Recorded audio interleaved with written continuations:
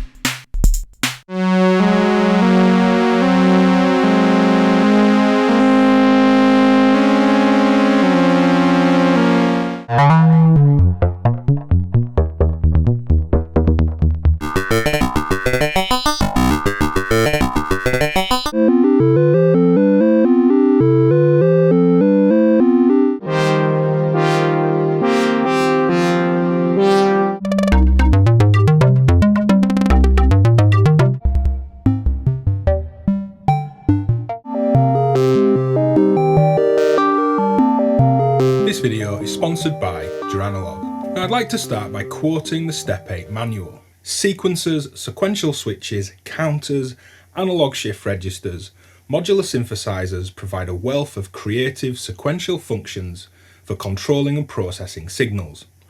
Choosing which of these to include in a system can be a bewildering task. Except when you don't have to choose. Step 8 represents a new type of modular building block, a sequential tracking or sampling register, which can be configured to provide any of these functions and many more. At its heart lies an analog 1 to 8 signal switch, feeding an octet of high stability track and sample and hold stages. Each of these has its own analog output, with an attenuation slider in addition to a gate output. LEDs visualize the status of each stage in real time, and the switch can be controlled sequentially using a built-in 8-step counter, or addressed directly via analog control voltage. For those that are feeling adventurous, there are always more applications to try. Configurable voltage mapping, Hocketing controller, clock divider, graphic wave shaper, multi-output analog downsampler. Discover a new world of sequential synthesis with Step 8. So now we've quoted all that from the manual and have an idea of what Step 8 is, let's take a look at the panel and the features. So running down the controls here, we'll start top to bottom, and the cycle and shift mode sets the basic operation of the module. Cycle mode works like a sequential switch, splitting up an input between the different outputs. Shift mode configures the circuit as an analog shift register, and the input signal is passed across these outputs, almost like a multi-tap delay.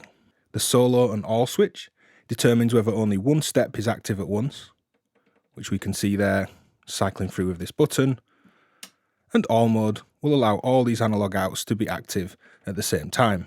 Track mode sets this to be a track and hold, where the active step is passing through a varying or non-varying input. Audio would pass through, LFOs and modulation would pass through, and as it moves to the next step, that output will hold its voltage. Sample mode is always a held voltage, and it samples what's at the input for every single step. This steps through the sequence as you've seen, and these sliders provide attenuation for all 8 steps for the analog outs and how they come together like a sequencer on the scan output. The input can be audio or CV, and when no input is present, there's 5 volts normalized to the in. Step works like this button, in that a rising edge will clock through this sequence. The step out is a trigger converted version of step, or it provides us with a step output when we address this via the stage input. The stage input takes a 0 to 5 volt CV, and we can CV address and scan through these different steps. We can pause and reverse the behaviour, and also reset immediately back to step 1 by triggering the reset input. And the scan output will always output the active step, so as you step through these, it's much like a sequencer's output. The analog outputs are the direct outputs for each step after the attenuation of whatever's happening at the input. And we have 5-volt gate outputs that are active for the full duration of that step as this moves through. So step 8 really is a kind of building block function of what Joranalogue are calling sequential synthesis. There's a lot of patches, they've been on screen with this timing index, so skip around as you see fit, refer back to the video, and leave a comment if you've got any questions along the way. But without further ado, let's dive in. So here we'll take a look at step 8 as a basic analog sequencer. I won't be doing anything particularly fancy with it, but we'll be looking at how it can respond to different rhythms, to step through it doesn't need to be a steady clock, and using these gate outs to modulate a patch and make it more exciting, interesting, and a bit more complex than just a basic kind of pitch pattern. Now stripping this back to just the bare bones of the patch, have a clock coming in, which you can see lighting up this cable, it's a steady clock. I'm using the output here to trigger my quantizing and my low pass gate in the patch. It's just a trigger version of that step input there. And that's my pitch sequence, and there's nothing else happening in the patch. Now playing around with the different sliders here will give me a different voltage level per step.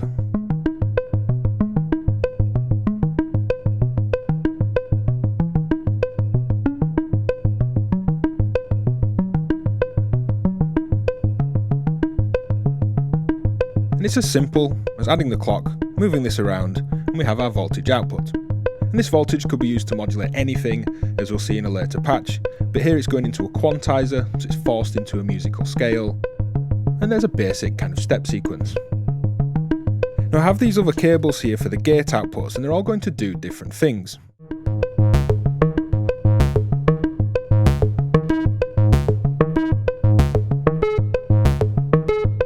Now changing this clock to one that has some probabilities in it, where not every step will fire,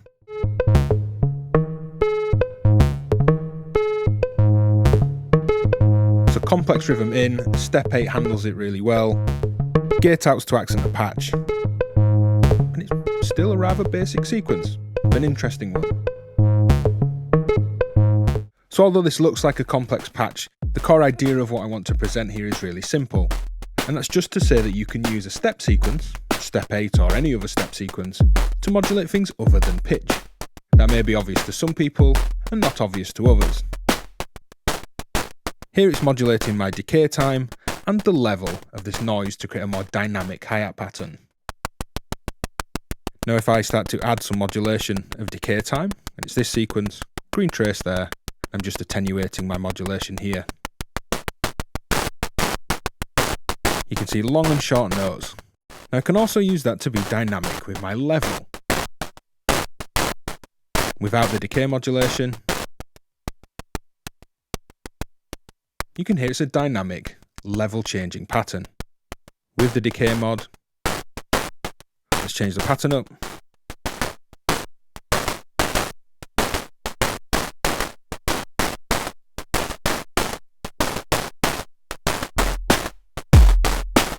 Kick and snare come from these cables here just on the gate outs.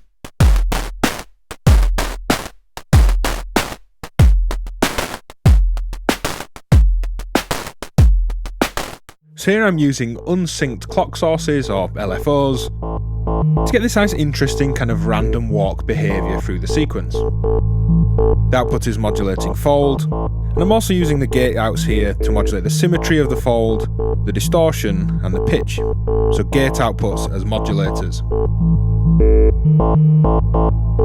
Now without my unsynced clocks, that's just stepping through. Unsynced fast moving LFO to pause. We can interrupt this sequence, it's still in sync to my actual tempo, the clock coming into step. And reverse with another unsynced LFO. We get these nice little dances between the steps before it moves on, making this 8-step sequence sound much bigger and more expansive than just 8 basic steps. Now here I'm looking at creating more complex movement through this 8-step sequence by merging CV controlled stage input behaviour and clocked step input behaviour. Now without the clock, the stage input from this blue trace here gives us this behaviour. And when no step input is present, the step output gives us a step and a gate as the stage fires.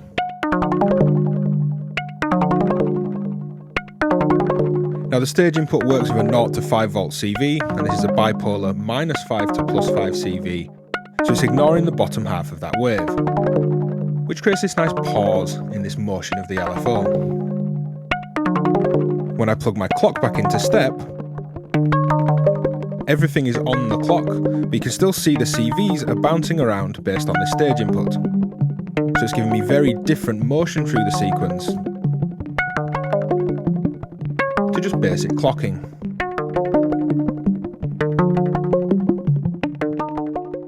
So here I'm looking at step 8 as a track and hold and a sequential series of attenuators. Track and hold, well, to track in track and hold, basically means to pass something through. And how track and hold, track mode on that switch, relates to the steps here is that when track is on, rather than sample, it will let whatever your input is, an LFO, audio, anything varying or static even, it will let that through for the duration of that step. Now my input is an envelope, it's the blue trace there on data from contour 1. I could come directly out of that channel there.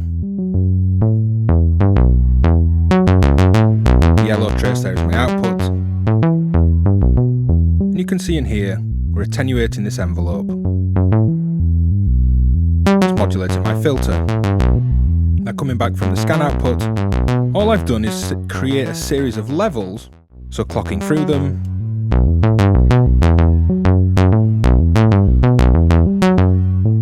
have this dynamic shifting envelope that is coming through because of track and hold, and its level is adjusting relative to the faders. A fun way to work with step 8 is to actually create polymetric patterns. So if I was to go to a simpler pattern here, that's a 5-step sequence. Now if I use this,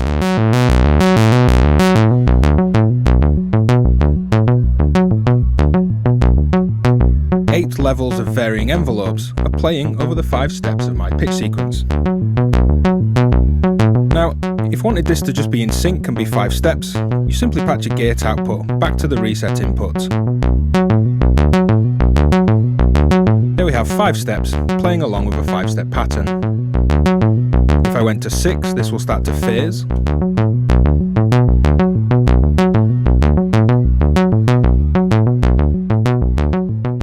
Now one thing that's also fun is to add modulation of pause, and here I have a square wave LFO that's high when this cable is green, so pausing this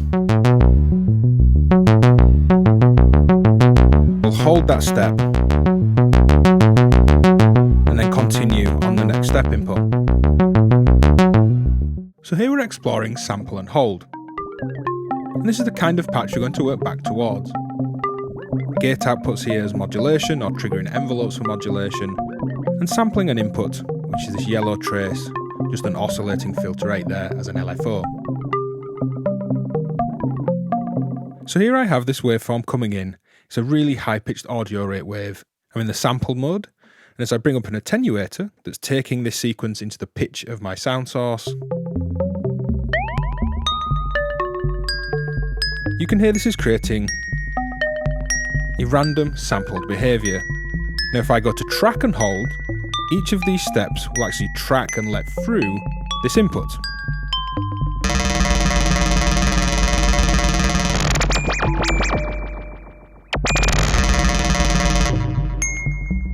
With sample and hold, every time it goes to a step, it will sample that input and hold that voltage until the next step. Now most sample and holds don't have range controls or attenuators, but we could turn some steps off.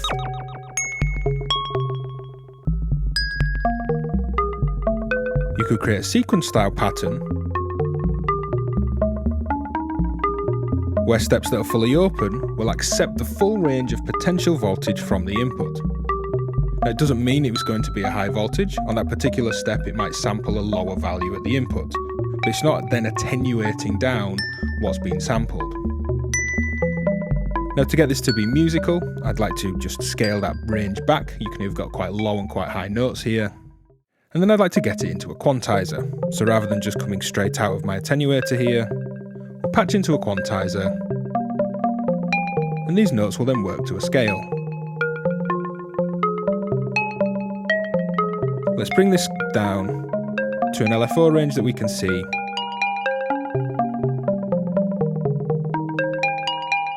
You see, we create these stair-step waveforms, sampling the input.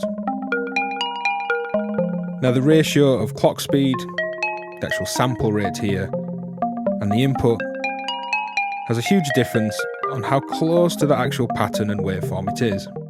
If I take, say, these down, notice how we're interjecting 0 value steps into this pattern.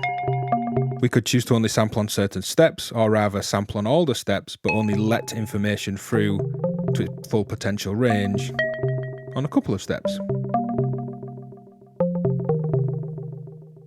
And the way my sequencing is set up here with rings, it only plays a new note when a new note is firing rather than a clock playing. We'll take some gate outs for modulation.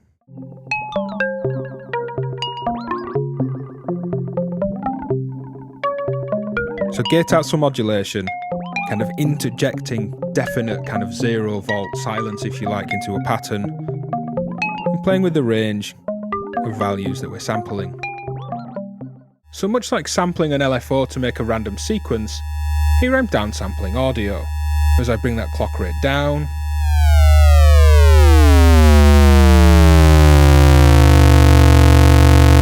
we're certainly not clocking anywhere near fast enough to get any semblance of that sine wave input anymore. If I bring the pitch of my input up, and the clock, and just play around for a second.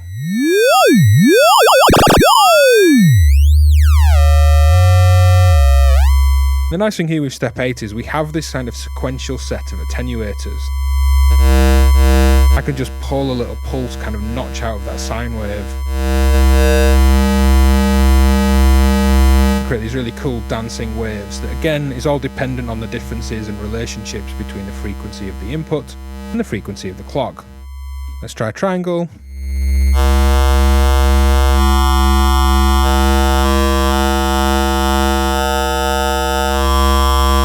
So let's volt per octave our triangle input.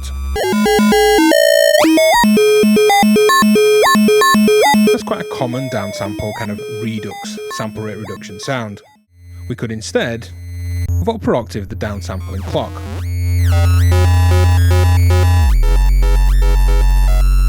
To get different pitch tracking overtones against an otherwise stable wave. But my favourite thing to do is to actually use volt per octave to both the input and the modulating clock.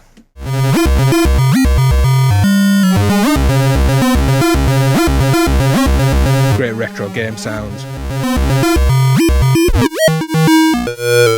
Let's downsample some other audio. It's really nice crushing beats as well.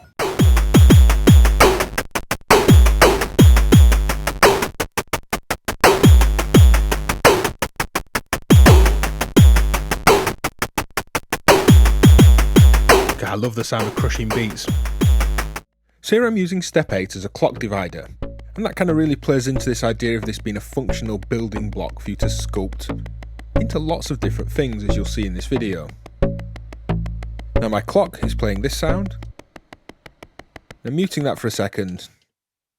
The gate outs are just playing the first step, and all 8 steps are running, so this is like a divide by 8 output.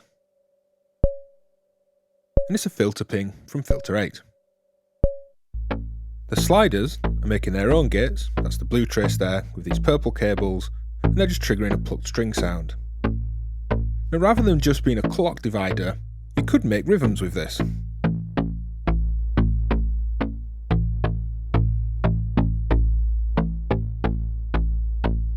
If you wanted longer gates, all the steps that are next to each other that are high will merge together because these gates are active, or rather these CVs that we're generating on this scan output here are just going to merge together. Now if we wanted odd divisions, we could reset this, say from step 6, and get a 5-step pattern just by patching step 6 to the reset. 1, 2, 3, 4, 5, 1, 2, 3, 4, 5, 1, 2, 3, 4, 5, and so on.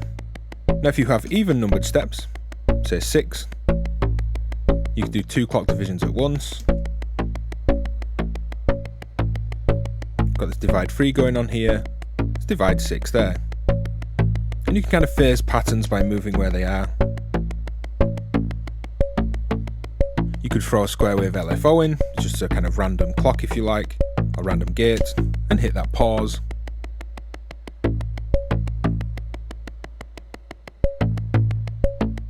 Thinking of this and using it like a step counter. Have a random clock, which is the green cables and this green trace. It's been generated by a random stepped voltage. So I'm getting random gates that are firing into the step there.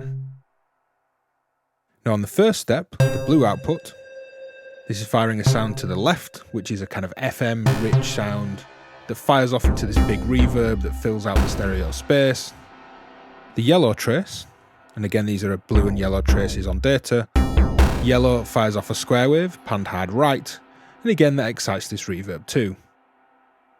I'm using step 6 to reset, so we've got a 5-step counter here. Third step actually triggers my changes in pitch. It triggers a sample and hold within my quantizer to get it to grab a new value. So these are all really divide by 5s, offset onto different steps. And the musical approach here for your own patching would be to think of something happening on every nth step. On every 1 to 8 steps, reset this to get the step count that you need up to the 8, and patch things out so things happen only every 2nd time, 3rd time, 4th, 5th, and so on.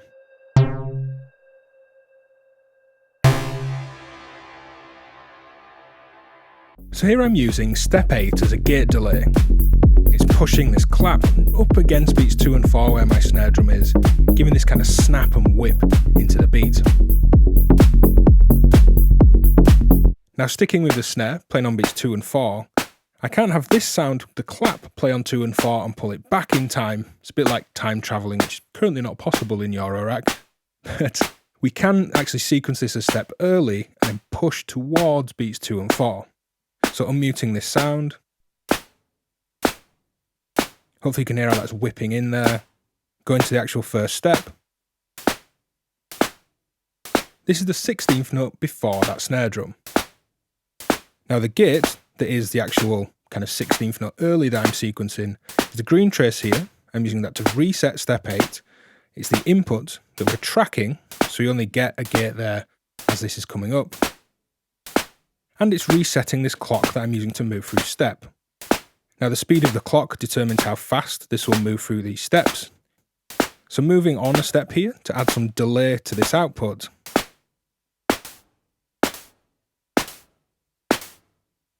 Currently not moving fast enough. You can see the green trace is where this becomes active. The blue trace, the snare you're hearing, is where we kind of want to be before. And the yellow trace there, our output. It's currently too late. So I'm going to speed up this clock and listen how this will tighten up and these beats will land together.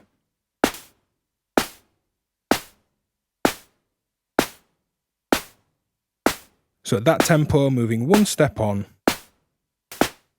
from the 16th note before where I want it, gets these perfectly lined up. However, if I speed up the clock that little bit more,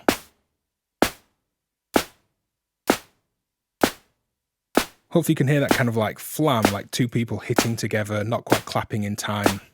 Beat back in. Just play with this clock speed again. Too slow and it's too late in time.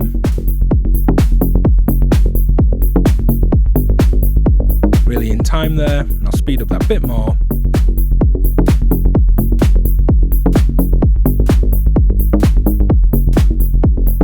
We've got that early little whip into the beat. So here's a fun patch using step 8 to create, quote, end of outputs. You see end of outputs on function generators like end of rise, end of cycle, end of fall. And I'm using the gate outputs here to give me gates at certain points within an envelope. I'm using contour 1, which in this case does have rise and fall outputs. We can imagine this is an ADSR or one of the many envelopes out there that don't have end of outputs. The envelope is this green trace, and it's fading in this first sound here. The same envelope is being attenuated here because the voltage from contour 1 is just a bit higher than that 0 to 5 volts you need for the stage scanning input. And you can see it just fires through this sequence. I'm not using this sequence for anything, we just turn that down. This then fires off my second envelope, which is fading as sub. This is all from the same oscillator. These are panned hard left and right. So initial sounding green that is doing the scanning. Basic pulse. Sub fired off by this one. And I'm using its return, so we have end of rise here, and then end of fall on the way back down, to fire off this sound.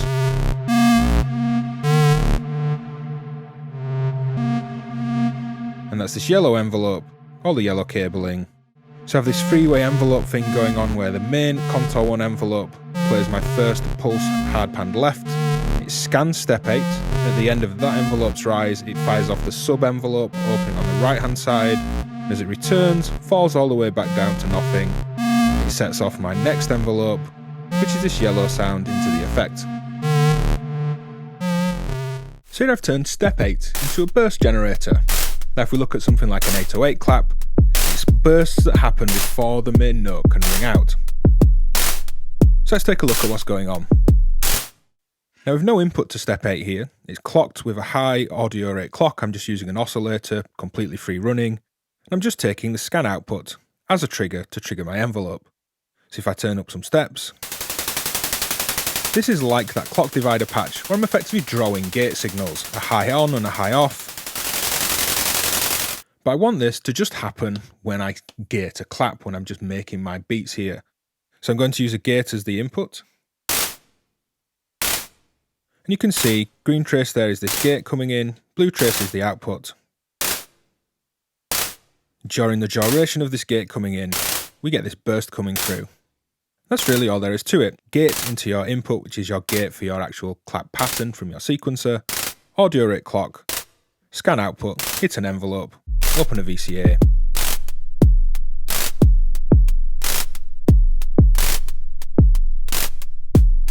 So here's a different way of making a burst generator, and possibly an easier one to implement if you have a spare envelope instead of an audio rate VCO that you can play with. I'm simply using an envelope to scan through these stages. My input is still my gate signal, and the output is triggering my envelope. Now again, if we lose these backing drums, and using an envelope to scan through these stages quite quickly, we can play around with how we address those stages. You can see we're going backwards and forwards there. The yellow trace on data, and I'm using this envelope down here. I am attenuating the envelope so that the 10 volts becomes 5, as that stage input wants a 0 to 5 volt CV to scan through. A rising envelope will rise through those stages. Falling will come back down.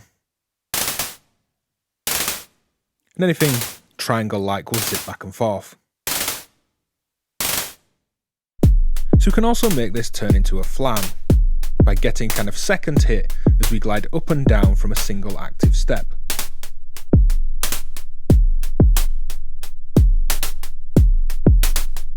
Depending on envelope time in there, I'm getting a second hit as it comes back down.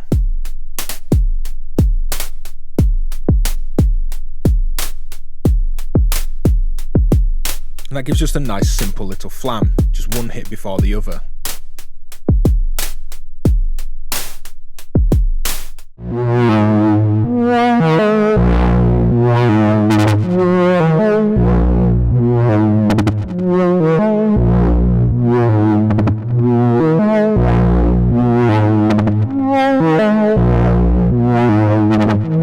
It's nice mixing in these faster little flurries amongst the slower kind of fading envelopes in the rest of the patch.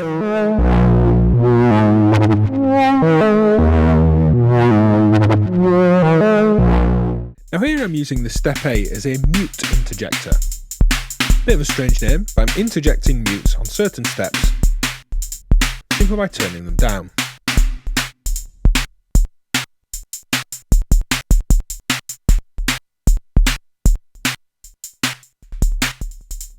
Rather than muting, I could actually create volume curves, and this is all with my beat coming into the input. You need to be in track rather than sample. We're not sampling this voltage, we want it to track. And you want to cycle this pattern around this input, as opposed to shift. We're not trying to shift the step like an analog shift register. We're wanting this input to go through all the stages.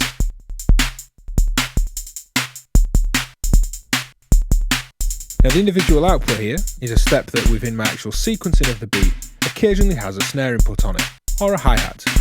And if it does, the individual out is coming up relative to the level of that step and going into a reverb.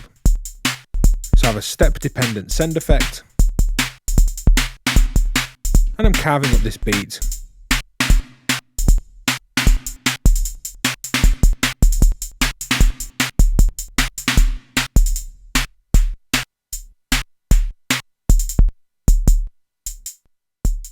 So if we put step 8 into shift mode, all mode, and track or sample and hold doesn't really matter here, then we can use this like a big fader bank. I have the pitches of my free saw wave oscillators making a chord here in my quantizer, and it's cut off, and that's these purple cables all coming across this side of the setup.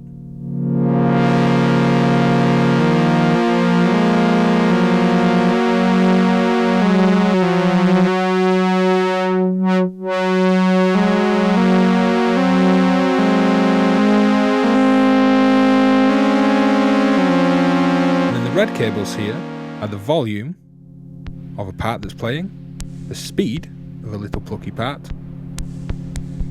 the decay of a low pass gate, and a bandpass filter which is part of that gate.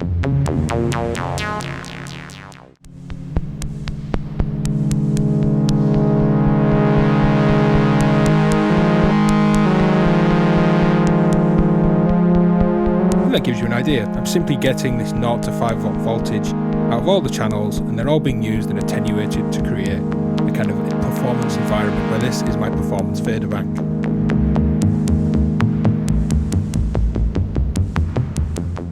So in this patch I'm using step 8 like a CV addressable kind of quantizer bank. So just to demonstrate this, here's using just an offset voltage into this stage input, and we can CV address through these preset voltages.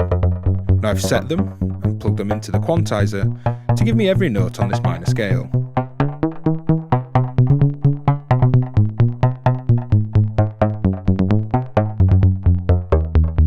But there's no reason I have to go up this scale. I am attenuating this output so it's only within 1 volt, 1 octave of information on my actual quantizer for pitch here, but we could say just randomly shift these around and then address with a voltage through these stages.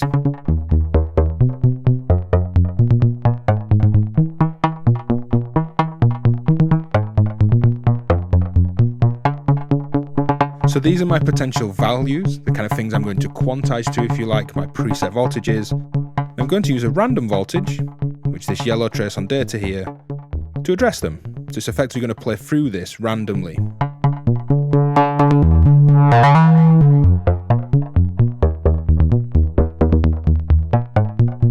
You could just use this for modulation, have a potential 8 stages of, say, filter modulation or sample start time or loop points within a sampler, or maybe different pitches or amounts of grains on a granular device.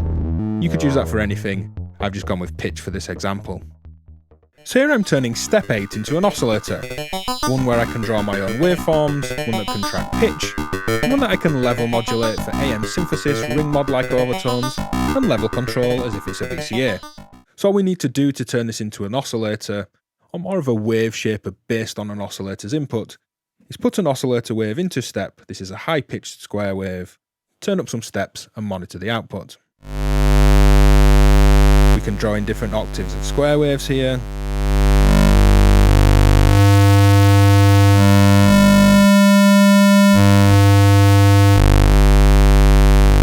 We can play with pulse width.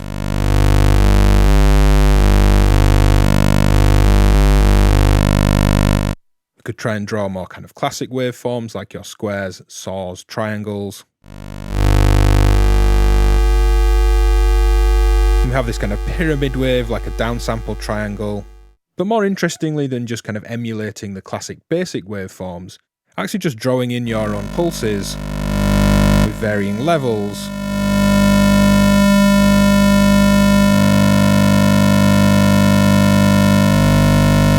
get some interesting and more unique tones. If I start to change the pitch of what's coming in, this will follow it. So I'm going to add a volt per octave to my square wave clock here. And this will just track along perfectly. Just getting rid of that pitch sequence for a moment.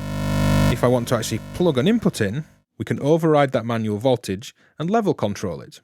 We need to be in track and hold mode, and I'm using a mixer here to feed a mix of offset, audio rate source, and envelope into it.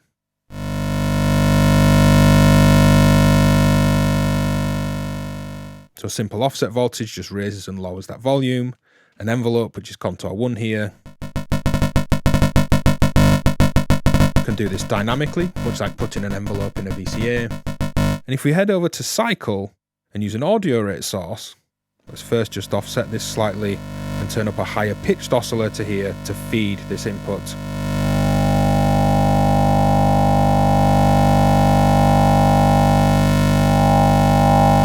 Start to impart these higher tones on top. So pitch sequence back in here, back to being controlled by an envelope on the input. Let's add some of this audio rate overtone.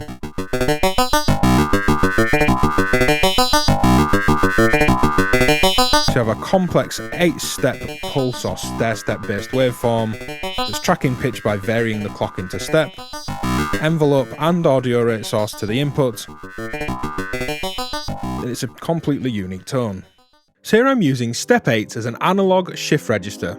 It's taking a volt per octave sequence, this green trace, into its input, sampling it and passing it down, i.e. shifting that output across these analog outs. You need to be in shift, all and sample for those switches, and I play around for a second before stripping this back to something more simple and building back to this patch.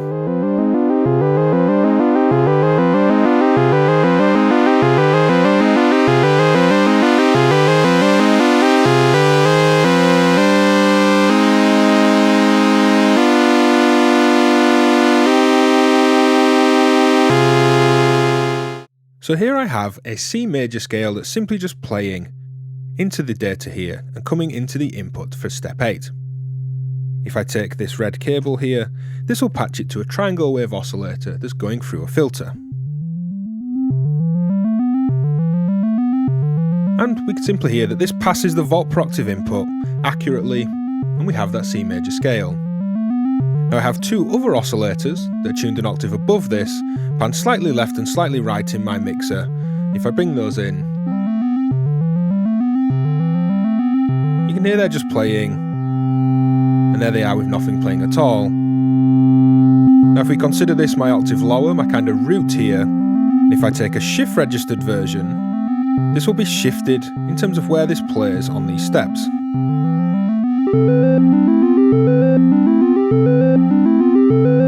And then if I take this one to my oscillator that's panned to the right,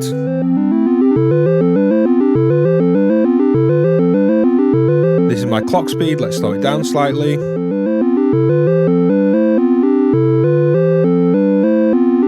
Now if I take this from a different output,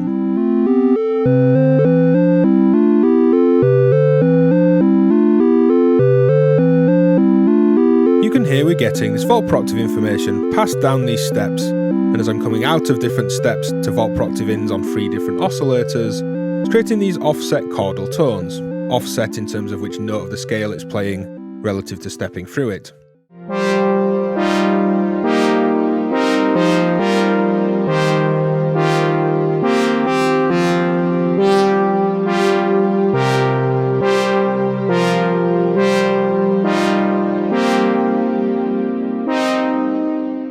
So here's another musical example of this analog shift register patching. Set up exactly the same as before in terms of having a volt per octave to the input. It's all based on this one sequence. I'm clocking through it to my main rhythm, my main bass line here. Shift, all and sample, all the steps up full so volt per octave passes, and have 3 different voices playing 3 different parts in the patch. Now here's my main voice. And this is just playing independent of step 8. This is the pitch sequence that's coming from the eloquencer here, playing my middle and lowest tuned voice. This rhythm plays its own envelope, it's filtered in filter 8. And that's kind of the base layer of the patch, if you like. Now the next voice is an octave above. It's this envelope playing this rhythm sequence. And there's probabilities in the sequence, so these develop over time. That's the orange cables regarding its pitch. So if I play that against the bass line, you can hear independent gate sequencing, tuned an octave higher, but offset by the shift register in terms of playing this bass pitch sequence that I'm using.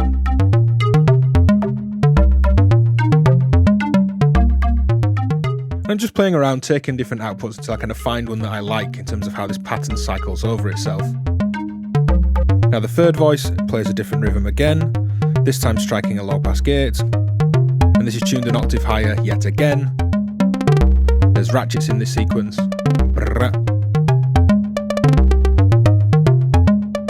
So on top of my bass sequence, whose pitches are kind of bass master level if you like,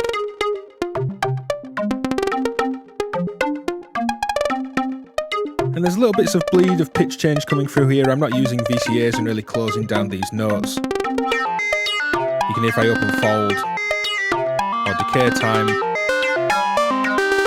They are all playing this overlapping sequence, they're just being closed down slightly. Bass sequence back in.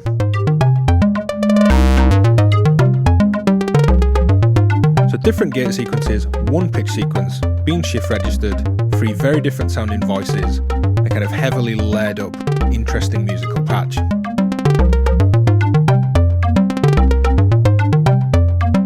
So here's a really fun and musical patch based on this idea of Hocketing. We can think of it here like a musical pass the parcel, where we have a parcel, which is our input, which here is a volt per octave pitch sequence, and as it goes round each step or each player in the game, they're pulling something out of the input or the parcel. If you can think of a better analogy, let me know in the comments. Now, without anything from step 8 here, this is my bass layer, my bass sequence, which I'm sequencing externally. It has its own gate rhythm, separate to step 8, and the pitch that you're hearing is what's actually coming into step 8. The next 3 sounds are coming straight out of step 8. Now they're using the gate outputs to trigger envelopes and open their sounds, but I'm also taking the pitch sequence, which is being cycled around these analog outputs. If I start with my bass layer here, and just this orange cable, blue trace, let's bring up the VCA so it lets this sound bleed through a little bit. And you can see on that blue trace there, and here, it's just holding the voltage that is active on that step. If I go to solo mode, it is active and then goes back down to 0. It doesn't sample and hold that step. Now if we just listen to these 3 outs all bleeding into their VCAs a little bit, they're not just being played by the envelope.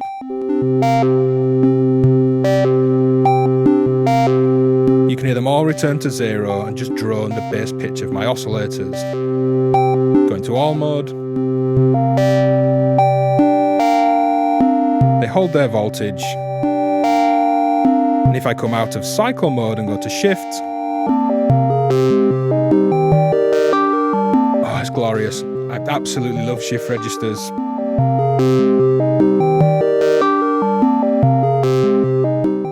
We're sticking with this Hocketing, closing down the sounds, so they're just played by envelopes firing on these gates, bringing my bass kind of sequence back in.